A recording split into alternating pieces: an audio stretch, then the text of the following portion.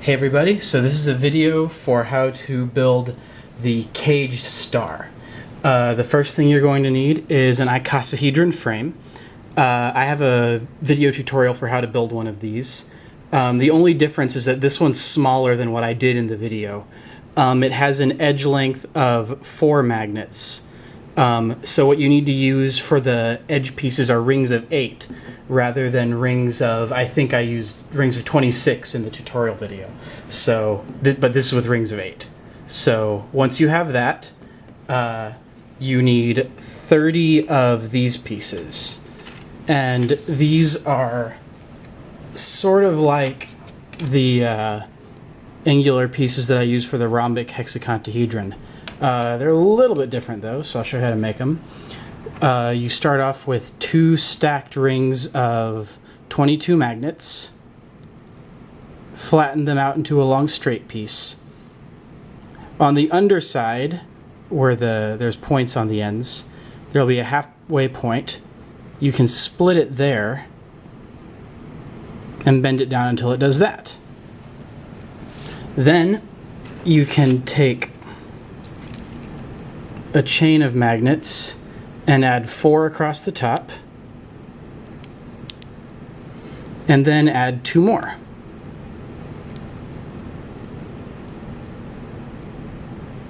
So it looks like that. Now at this point it's going to be kind of weak. It will be able to be bent like that. So in order to reinforce it, we're going to put 2 magnets in the corner here. So one just like that, and one just like that.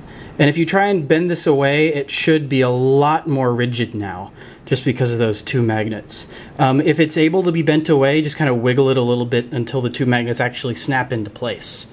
And so that's how you make these. And like I said before, you need 30 of them. Now what you also need are 12 of these pieces here. And the way you make those is you start out with stacked rings of 12 magnets around, and you need a stack of 10 for every one of these pieces. What you do is you cut them up and make them into long straight pieces, and then you add them together just like this. Then once you have them all together, you can take a little pentagon and put it here in the top. Just like that. And that's how you make the 12 of these. And now you can start assembling it. So you take your icosahedron frame, you take 12 rings of 5 magnets, 12 little pentagons, and you add 1 onto each corner of the icosahedron, just like that. And you go ahead and do that to the other 12 corners, or to the other 11 corners.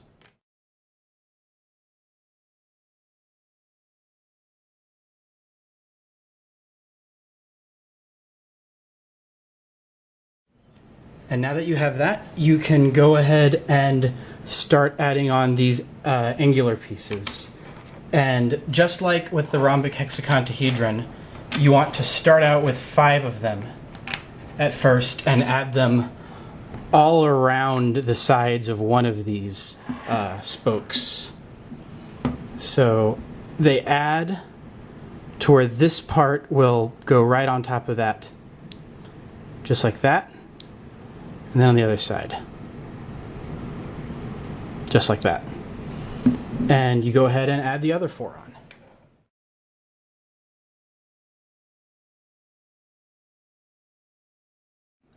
Okay, now at this point you are going to want to create a little support here, because you're going to be adding a lot of weight onto that. So you just take a stack of 4 pentagons, just like that, and you put it right there so that it sits not stacked on top of that, but meshed. So, just like that. And that will allow a stronger part to support some of the weight when you do the next part, which is adding the rest of these on.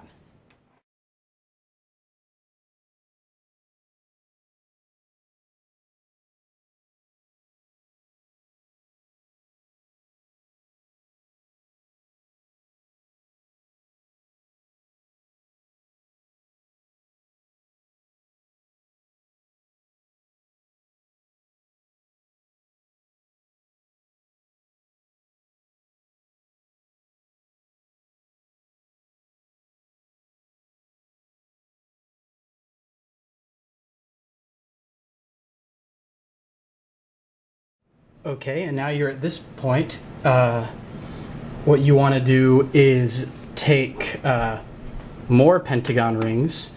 This time you want stacks of 3, and you want 6 of those.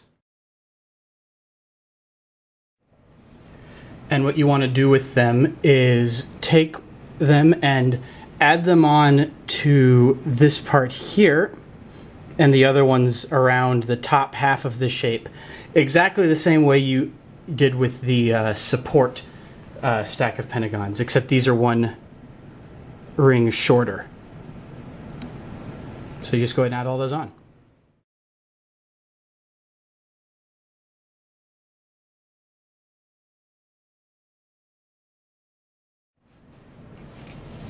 Okay, so now you want to take the 12 of these. I just spread them out because they were sticking together.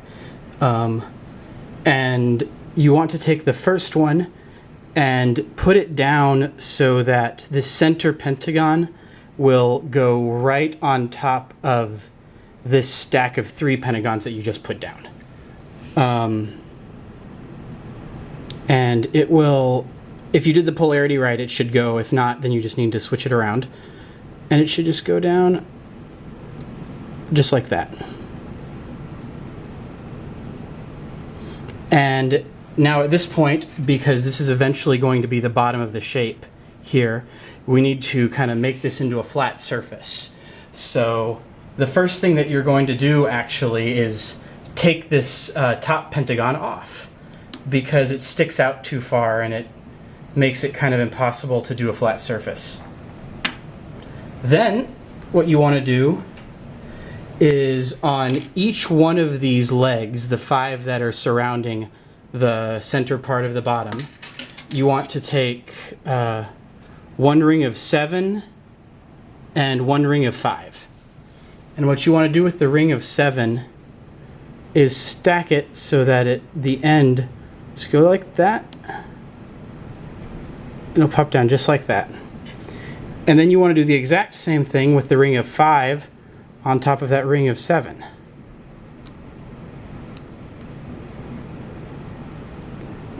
Just like that. And you want to go ahead and do that with the other 4.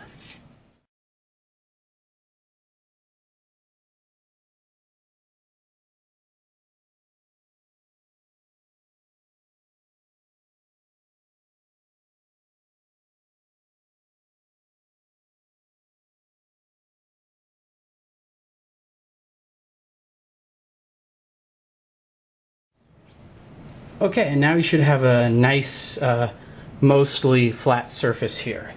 Now, the one thing you're going to notice is that this is very slightly higher up. It'll be raised off the table just a little bit and won't be able to support any weight. But I haven't been able to find a way with just magnets that does that, that will fix that rather. So what I do is I take just, I'm in America, so a quarter. But any kind of large-ish and coin of similar thickness will work. And what you do is when you flip this over, you're going to want this to sit right on the quarter, just like that, except this will be the table. So, before you do that, though, you want to go ahead and add 5 more of these on around the side, and that'll complete the top half.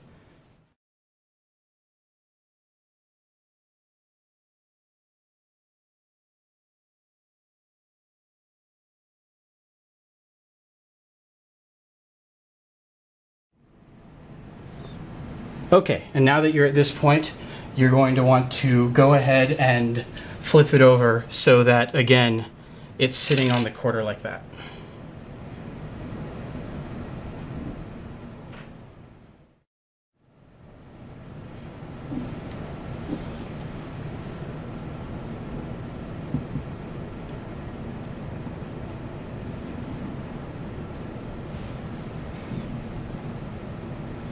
There we go. And now what you want to do is put more pentagon stacks on these ones and take one ring off the top so it's also a ring of 3.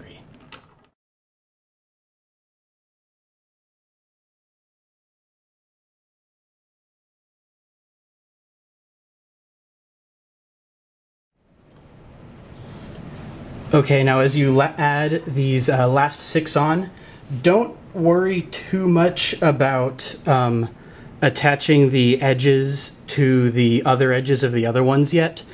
Just worry about getting the pentagon down on the place where it's supposed to sit.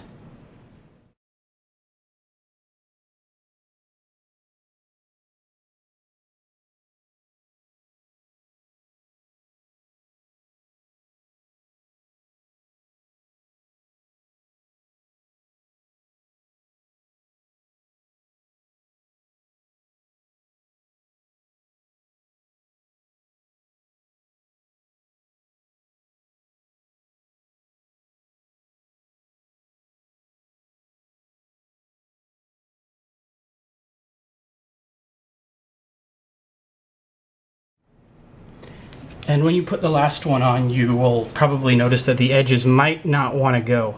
But what you can do is that you can just kind of push that down and do them one at a time. Carefully though, because you don't want it to collapse.